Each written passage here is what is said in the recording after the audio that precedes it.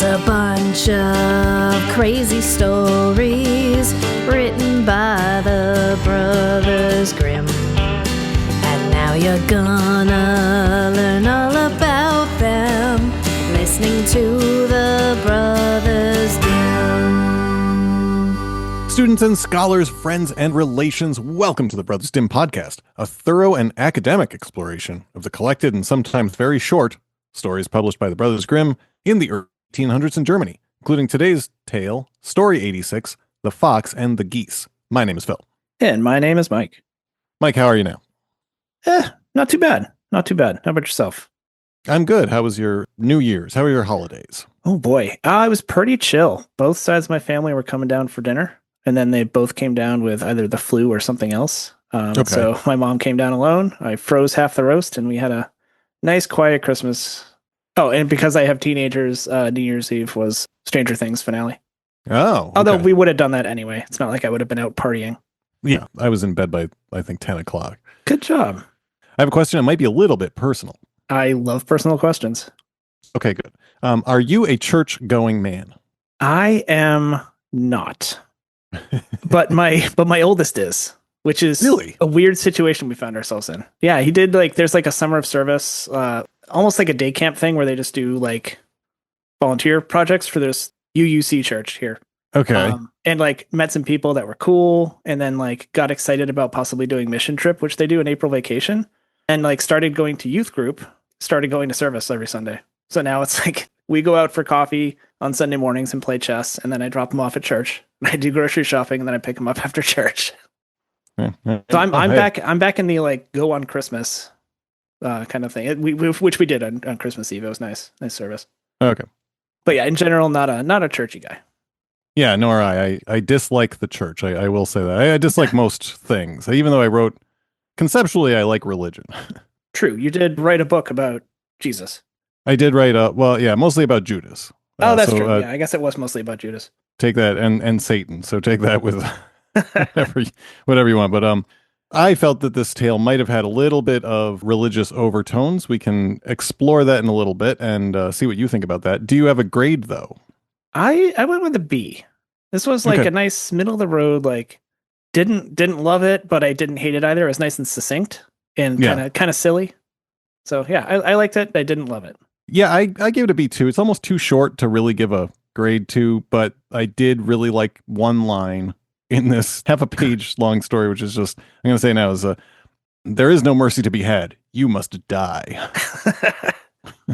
I wonder what could have said that. It's either the fox or the geese, I'm sure, but we will find out. Mike, let's get into it. And would you take us through the plot of Grimm story number 86, The Fox and the Geese? Or if you are so inclined, because it's only a half a page, you can just read the whole story. That's exactly what I was planning on doing. Because honestly, summarizing it would have been longer than this. The Fox and the Geese.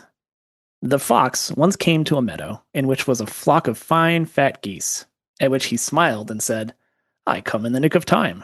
You are sitting together quite beautifully, so that I can eat you up one after the other." The geese cackled with terror, sprang up and began to wail and beg piteously for their lives. But the fox would listen to nothing and said, "There is no mercy to be had. You must die." At length, one of them took heart and said, "If we poor geese are to give up our vigorous young lives, show us the only possible favor and allow us one more prayer, that we may not die in our sins, and then we will place ourselves in a row so you can pick yourself out the fattest."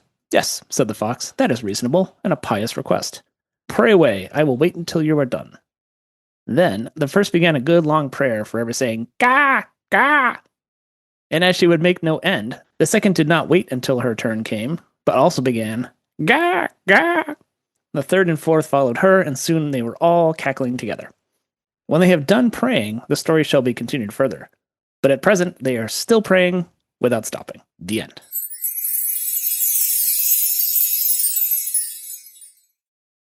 Very good. Bit of an Aesop, that one, I guess. Oh, yeah, definitely. That was one of the only notes I had was touch of Aesop. Touch of Aesop. That's why geese are actually praying. That's the noise that they're making. And that's why geese are annoying. Yeah. Do you have a moral for this tale?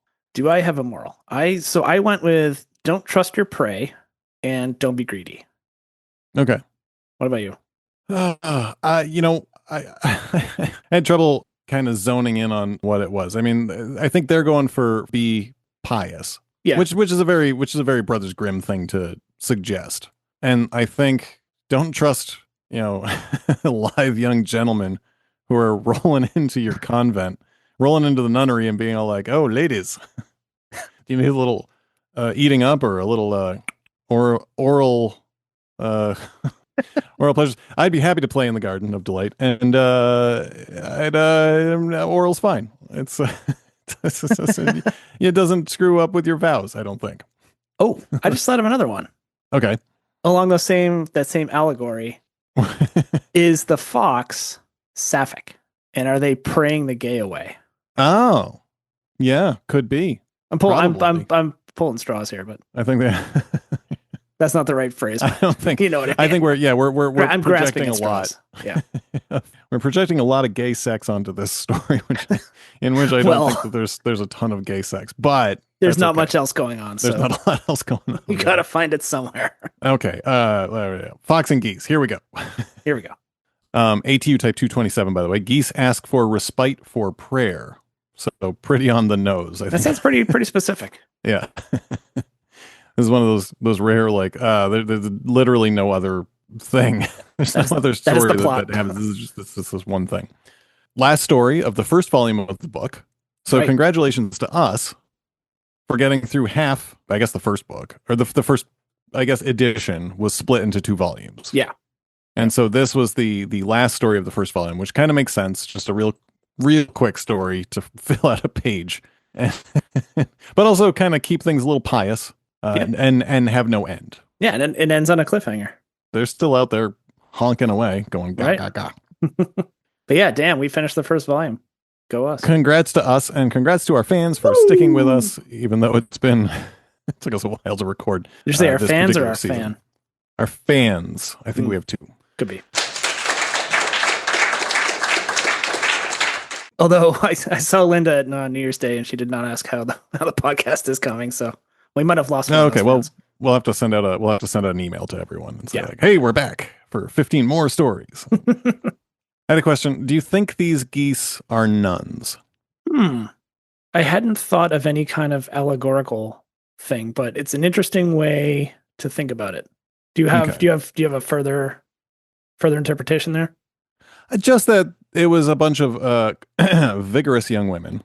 Effectively, I think that they were coded female. At least the geese were. Yeah, I think so. So this, I kind of got a strong Viking vibe off the story. Dude rolls into town, looking at all the vigorous young girls, all lined up, wants to take a run at them, but prayer and piety save them from violence. Granted, the Vikings, as I understand it, based on my limited knowledge of Vikings, based on a TV show, they didn't much care about if you were a holy man. I'm Nor if you were in the middle of prayer. Yeah, they raped and pillaged you anyway. So eating geese, eating young, vigorous women, unless it's straight up cannibalism and not just a zesty enterprise and a fun tickle. Yeah, I think you're onto something there. Yeah, rolls in and says like, "Hey, I'd like to, eat you, if you know what I mean." Certainly, I do. And yes, the geese are all referred to as she and her. I don't have there's not, this is going to be kind of a short episode. There is some interesting things I found, but not a lot. There was no research on this tale. I couldn't find much of anything. Yeah. I did find something that I was delighted by, was that there's a board game called Fox and Geese. I did come across that, but I didn't look at it too closely. So it's based on an ancient Viking game called waterfowl, and I'm sure I'm butchering that, but and you play as either the fox or the geese. And 1 piece for the fox, and then 16 or something pieces for the geeses. And the goal is to either the fox can kind of get a geese, each piece on its own, or the geese can kind of box in the fox, a fox box, so that the fox has no legal moves. Foxy boxy. And that was actually kind of. I did come across this. Sorry. Yeah. Okay. I did come across this kind of thing, and it's like a Chinese checkers setup, right? The board looks like that. Yeah, you're like jumping, and I think like a fox takes a goose by jumping it, and then can like jump multiple geese in a row. But if the geese can surround the fox so the fox can't move, then the geese win. That's it. And it's kind of, it seems to be there were a bunch of these kind of ancient games in the Nordic countries Sure, a little more like Warhammer than chess, where I say chess, everyone starts equal in chess, right? Effectively. Ooh, I don't know about that. You think the first move makes a huge difference? I guess there's like a small percentage chance you could win, but for all intents and purposes, it's the same army, right? Yes, but their chess openings are studied for a reason. Well, yeah. And I'm not saying you counters to can't those be better openings. at chess. I'm saying like Right. on its own, the two chess sets are Yeah, the same each pieces. side is even, yeah. If- As yeah, opposed to yeah, Fox and Geese, which is very different. yeah. Well, that's that yeah, what you're saying? exactly. The Yeah. the sort of smaller number of guys, but they're stronger or harder to capture or whatever. Or maybe Yeah. if you spend a lot more money on on little metal figurines for your Warhammer 40K. Right. Yeah. A game too nerdy even for our friend Tyler, I think. Wow. Might have been. I think he likes the concept more than I think he ever played the game, but I remember him talking about Warhammer 40K. I haven't gotten into it. It's one of those things where I'm adjacent, and I don't think I will ever get into it because I feel like that's a bad idea. Oh, it's a terrible idea. And I have too many obsessions anyway. I do too. I already have too many very expensive hobbies. Not even very expensive hobbies, but I can't get into that. It's too much for me. And I wouldn't have anyone to play with. Like I collect magic cards, sorta, but like really I collect packs. Like I don't play the game because I don't have any time. I do want to play the Avatar Last Airbender expansion that came out for Magic. Oh, sure. Hold on. And I never watched the show too closely, but my kids watched it, so I kind of watched over their shoulder. I know all the characters, so kind of intrigued. About once a year, a friend of mine I used to work with, he's like the cruise director at any company he's at. Okay. So about once a year, he gets together like a Magic draft party at his Oh, house fun. and buys all the expansions. And we usually either theme it to one recent new expansion, or we just go like suicide and buy 3 of the last 5 or 6 different expansions and just mix and match. Sure. Yeah. But just do a draft. Like that's my favorite way to play Magic, is just do a draft, build a deck, tournament, and then go home. Yeah. That's all I really want to do other than collect the packs because I don't see a need to buy a sports car. That does not interest me. But I don't either because my wife bought a Tesla. But Antiquities, that pack, I have that. I'm very happy about it. Or my arcade machine or whatever else. But Or instruments. instruments, yeah. But that's, I say I actually do things with it. Not in a little while. I can't get through this one song. Maybe I'll send it to you and you can try to fix it. Oh, I started cello lessons over the break. I remember when you bought the cello. So Mhm. we've talked about this several stories ago. So it is now only now that you have started the actual lessons. I've noodled around on it a bunch, but I realized I really want to get some fundamentals so I know what I'm actually doing. Sure. So yeah, I was like, you know what? There's a good broad music education place in town. So I called them up and I got a free intro lesson. So I got to bring my cello down and hang out with this guy for half an hour and sort of learn proper bow hold. And my bow was too tight. And Oh, that's really cool. He was like, "Oh, I'll write down Twinkle Twinkle Little Star for you, so you can start to read the notes." And I just kind of picked it out by ear as he was doing that. I was like, I have been playing guitar for 35 years. Well, that's also, I guess, possibly picking it out is if your goal is to read music. I used to, and now I'm on a different staff, just a completely different clef. And I'm like, But yeah, I'm gonna try to do more music lessons. I might hit up this place for like some piano or music production or drums, or try to do more useful things with my time. Well, that was my idea behind writing the book and some other stuff. Yeah. And you just like kind of get out there and do stuff that interests me. But I would love to take piano lessons. That's my next thing that I would really, really like to do. Go for it. Go do it. I think that I will once I get into the summer. I think I'll have a little more time once the Masonic year is finished. Oh, right. I forgot about that. Anyways, yes, Fox and Geese though. Yes. And I kind of didn't. There was so little that I could even find. Mostly it was just this kind of game. I did note this. Did you ever read any Terry Pratchett? I read 1 or 2, not as much as I should have. I highly recommend it. That's speaking of collections that you can really get into. There's like something like 30 books in the Discworld, and just set in Ankh-Morpork alone. But there was in the book Thud, which I do not suggest you read first because it's the last real book of the series. I would call it. There was Don't some start stuff. with that.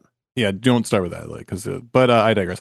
They do play a game called Thud, and they talk about it, and I always thought it was really interesting the way that they described it, and I said, oh, maybe it would be really cool if someone could make this. I don't even know how. And then what they talk about is that it's dwarves versus trolls, and there's 16 dwarves and 8 trolls, and trolls can move this way, and the dwarves can move quicker, but they're not as strong. And I just thought it was like, oh, Terry Pratchett, you clever little guy. You didn't make something up. You kind of a little bit stole the Toffle games.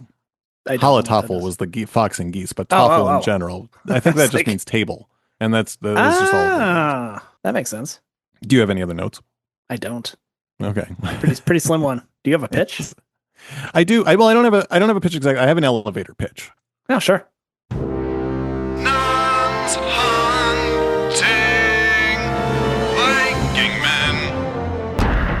A Viking raider gets lost in a storm, shipwrecked on an island. Wanders around for a bit, eventually sees a woman, tries to run up to her, but she gets scared and screams and runs. He chases her. After a while, she's trying to escape. She runs up to the top of some cliffs and slips and falls. And she's a nun, by the way. So the rest of the bunch of nuns see this. They see that there's a guy up top, and they assume that he killed her or pushed her off. So then the nuns just start hunting this guy. We kind of switch it up a little bit to the most dangerous game, and they're vicious fighters and they're pissed, going hard after him. He wants nothing to do with hurting them, but at this point he also needs to defend himself. So manages to pick a few of them off. Doesn't really want to, but they're coming after him with swords and them. Finally, though, the numbers game is too much. They catch him, they tie him up, throw him down into a deep cavern, breaks his arm and his leg. He's bleeding out and sees just all around him in this cave dozens and dozens and dozens of skeletons in Viking armor. So clearly this has happened before, and this is what they do to any dudes who show up. Wow. I like it. I don't know what I could get. I might be able to get a short story out of that, but again, it's not I could see fully that developed. I could see that being a story in an anthology series, like Love, Death, and Robots. What's that? I thought you knew about it because I said it reminds me of Heavy Metal, and you said it's actually a spiritual successor to it, like literally. Oh, okay. I'm sure that you have told me, and I'm sure I would love to. Yeah. It's just a book? No, it's a series, animated series on Netflix. Yeah. Oh, highly recommend it. I'll check it out maybe after. But yeah, that would totally fit right in there. I will have to start sending these people our pitches. Yeah. We've got like 80 of them or something, but technically 86. I don't think we started doing pitches maybe until a few stories in, but I digress. Well, I used to lean on you for the pitches all the time. Oh, I forgot that. We used to split we didn't used to split them up. I was doing them all for a little while. Yeah. That's funny. But really should collect them one day. We'll see what we got. Anyways, well, if you don't have anything else and I don't have anything else, I think we can call it on Grimm story number 86, The Fox and the Geese. Sound good to you? Yeah. Yep. There's really not a lot on this one. Until the next time in the next tale, may you dream sweet dreams of today's sponsor, oral sex for nuns. Remember, sisters, oral doesn't count in the eyes of God, so put your nose to the grindstone and give Mother Superior what she really wants this Christmas. Oral. And after everyone has settled down for a long winter's nap, please sleep tight, and we'll see you next time. What the fuck? I was really proud of that one. See you next time.